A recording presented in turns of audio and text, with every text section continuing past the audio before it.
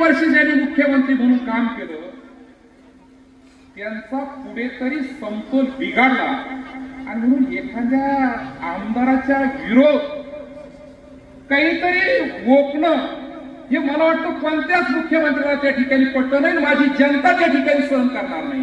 संतोष भाऊ,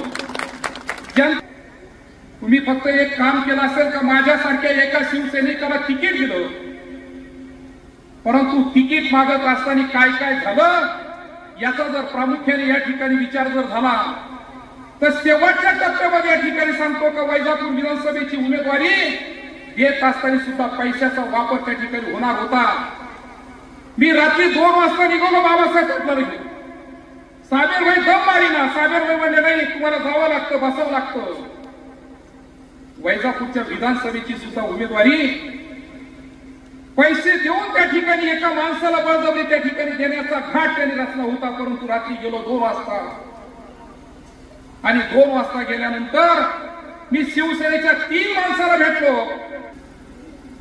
आणि त्या ठिकाणी काल तुम्ही येता आणि सांगता कार्यवाणी साहेब जर असते तर रमेश बोरणाऱ्याला उलट टांगलं असतं.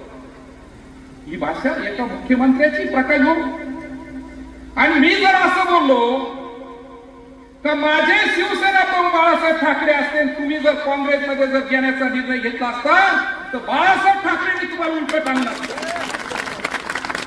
बाळासाहेब ठाकरेंनी तुम्हाला उलट टांगलं असतं. बाळासाहेब ठाकरेंनी हे शिकवलं. एबीपी माझा, उघडा डोळे बघा नीट.